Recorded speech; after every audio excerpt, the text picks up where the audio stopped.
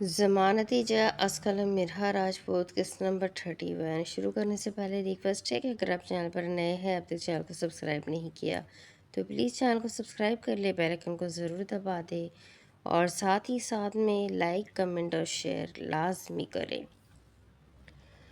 تمہیں یہ پائل کہاں سے ملی؟ وہ پائل اس کے ہاتھ سے کھینچ لینا چاہتا تھا لیکن علیحہ نے تیزی سے اپنے پیچھے چھپا لی۔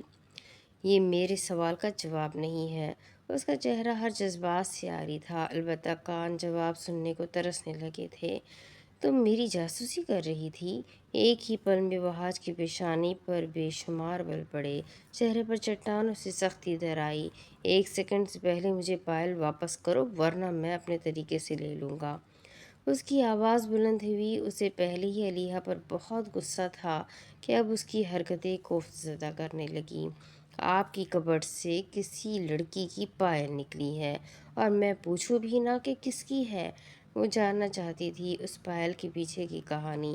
اس کی پائل وحاج چودھری کے پاس کیسے پہنچی؟ تجسس ہی تجسس تھا۔ تم ہوتی کون ہو مجھ سے سوال کرنے والی؟ وحاج نے اسے جبڑے سے پکڑے دبوچا۔ اس کی رگیں ابھر ابھر کر باہر آنے لگی۔ اسے اپنی محبت کے درمیان تیسرا کوئی نہیں چاہیے تھا۔ پھر علیحہ کیوں بار بار گھسی چلی آ رہی تھی؟ آپ کی بیوی ہوں میں، مجھے حق ہے جاننے کا۔ وحاج نے پوری قوت سے اس کا جبڑا دبوچ رکھا تھا۔ علیحہ بمشکل ہی بولی، اگر آپ اپنی بیوی کے لیے پوزیسو ہے تو میں بھی اپنے شوہر کے لیے بہت پوزیسو ہوں۔ وہ اسی کے الفاظ اسے لوٹانے لگی تھی۔ وحاج نے سلگ کر اسے دیکھا، پھر اپنا ہاتھ اس کے پیچھے لے جاتے پائل چھیننی چاہی، مگر علیحہ کی گرفت مضبوط تھی۔ شرافت سے بتا دے یہ کس کی ہے اور آپ کے پاس کیسے آئی؟ اس نے اپنی بند مٹھی ہی وحاج کے سامنے کی۔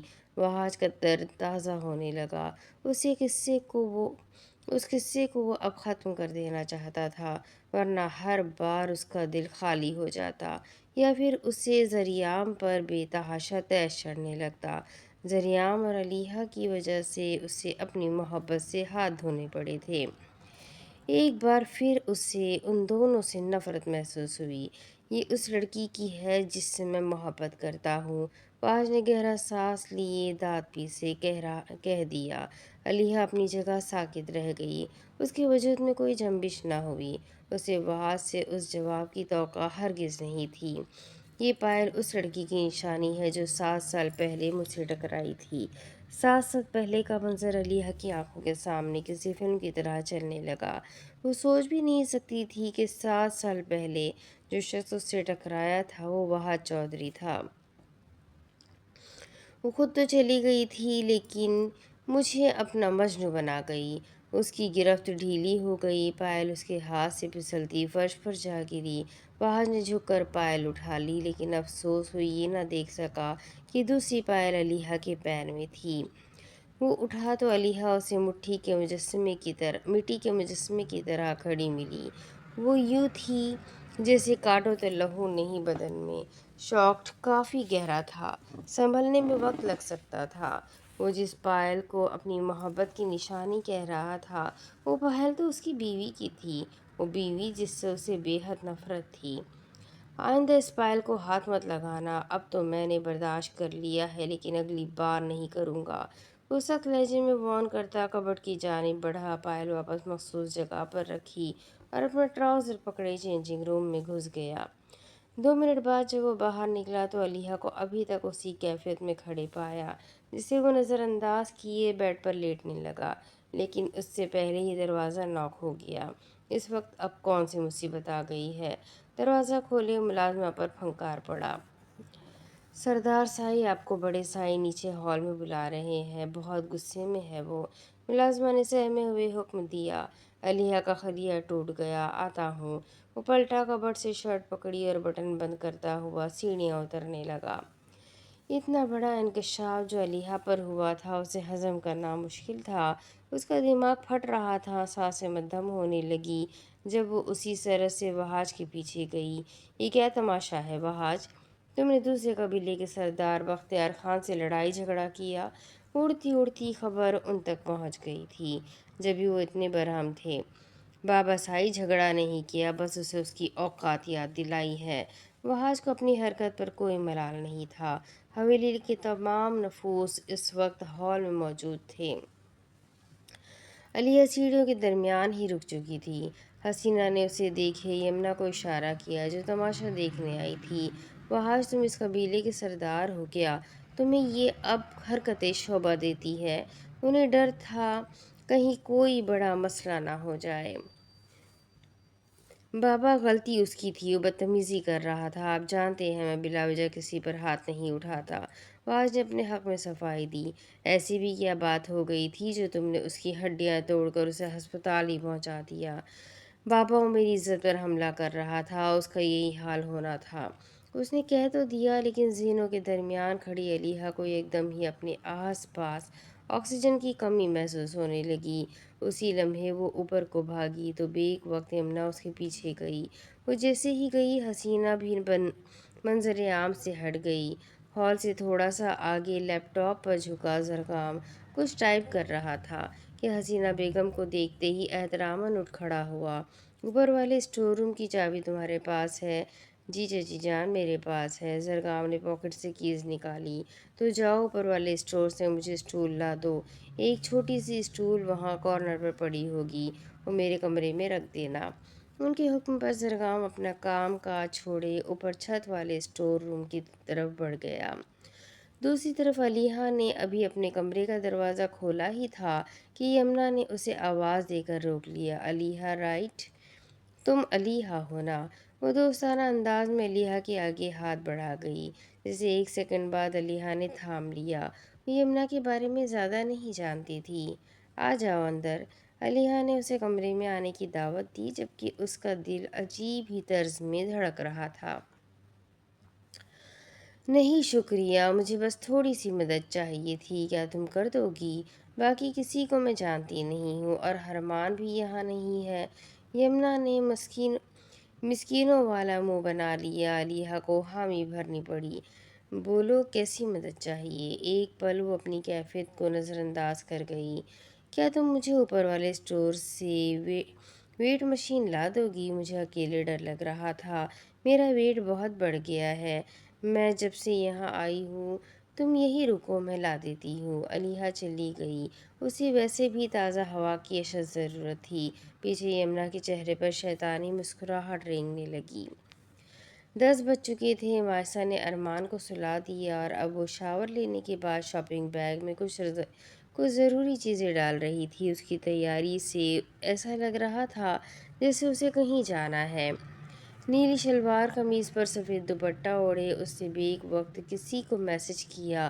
دوسری جانب سے فوری جواب موصول ہوا تھا جو مائسہ کے ہونٹوں پر تبسم بکھیر گیا۔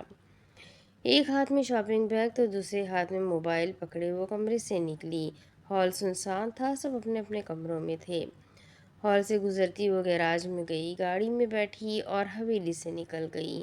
اوئے اگر تو یہاں ہے تو تیری بیوی کہاں ہے؟ وہ اپنے کمرے کی بالکنی میں موجود تھا جب وحاج اس کے کمرے میں انٹر ہوا۔ حرمان چیئر پر بیٹھا آسمان کا نظارہ کرتے چونکا۔ تو میرا دل جلانے آیا ہے، تجھے پتہ ہے نا میری بیوی میرے ساتھ نہیں رہتی۔ وہ سگریٹ پھونک رہا تھا۔ وحاج کرسی کھینچے اس کے قریب بیٹھ گیا۔ سگریٹ چھوڑ اور اپنی بیوی کو جا کر ڈھونڈ۔ وحاج نے اس کے لبوں میں دبی سگریٹ کھینچ لی۔ کیا مطلب؟ وہ اپنے کمرے میں ہے؟ حرمان نے اسے الجھ کر دیکھا جو اب سگریٹ کے کش لے رہا تھا۔ نہیں وہ کمرے میں نہیں ہے، میں نے اسے بھی باہر جاتے ہوئے دیکھا ہے، بتا کر نہیں گئی۔ دھواں ہوا میں چھوڑے اس نے حرمان کا چہرہ دیکھا جو ایک دم مرجھا سا گیا۔ واٹ؟ تو نے اسے باہر جاتے ہوئے دیکھا تو روکا کیوں نہیں؟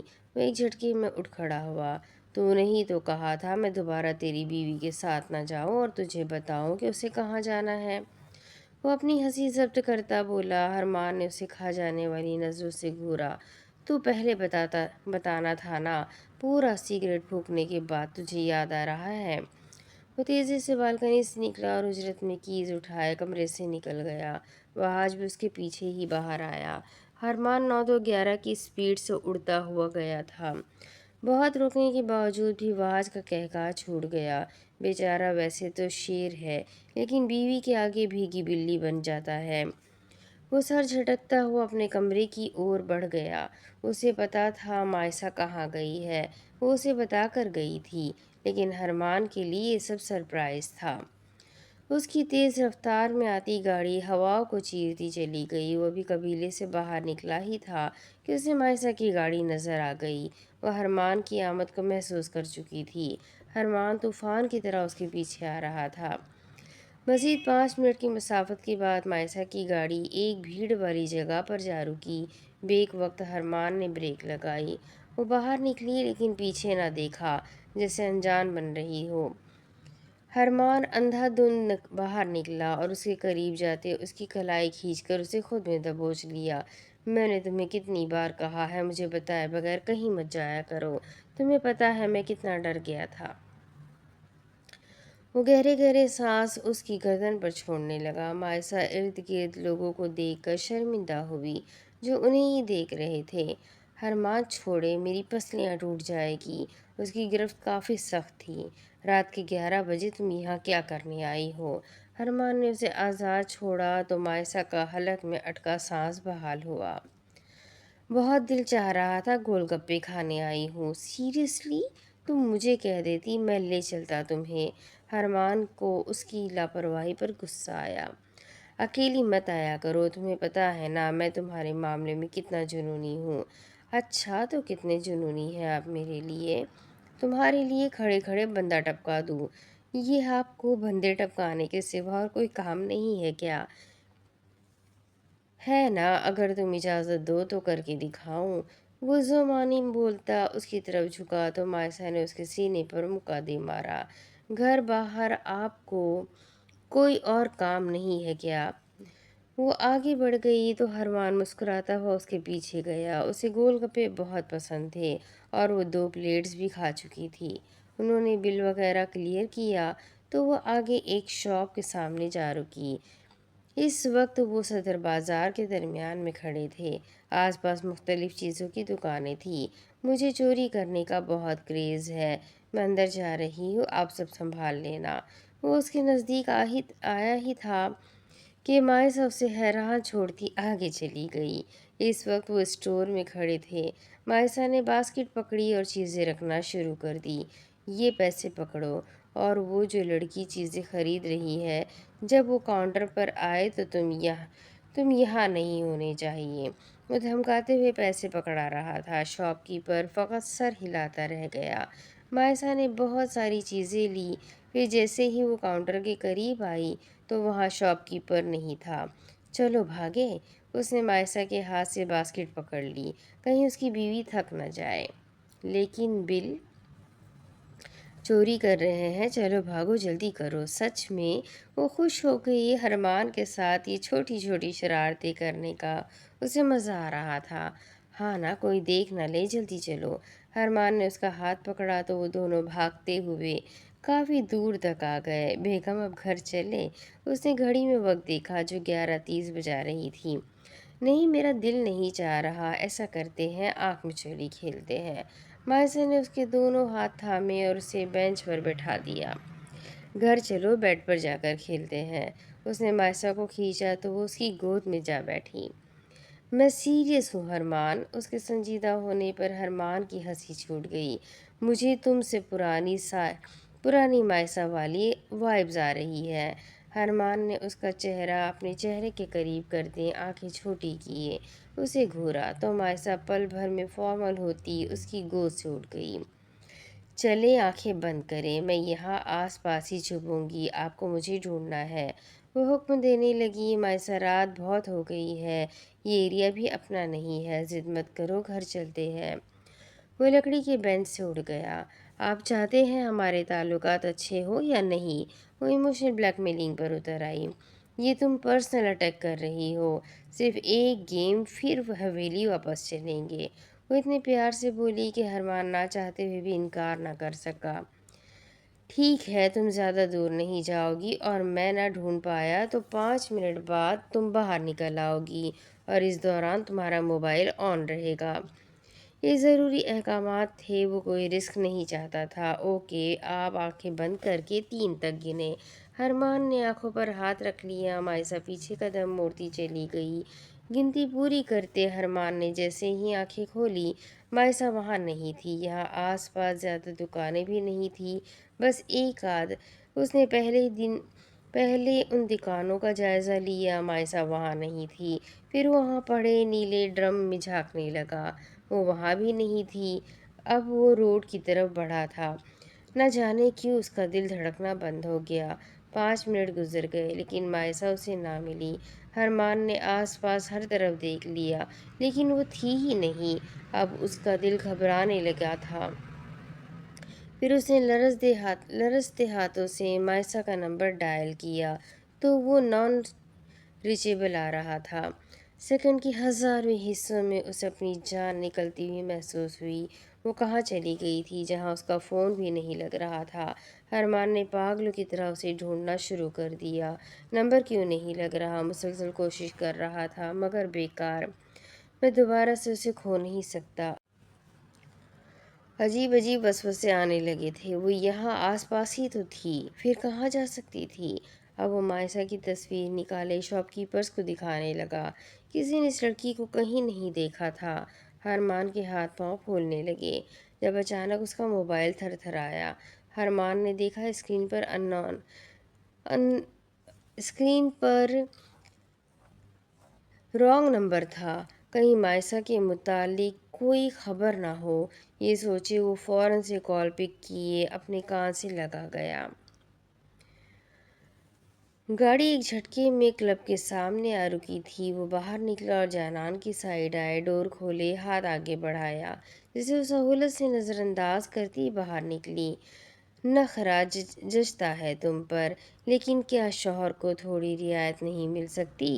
ذریعہ نے خود ہی اس کا ہاتھ تھام لیا تو جانان نے باہر سے کلب کا جائزہ لیا۔ جی نہیں، میں مردوں کے معاملے میں بہت سنگ دل ہوں، وہ آنکھیں گھماتی ہوئی بولی۔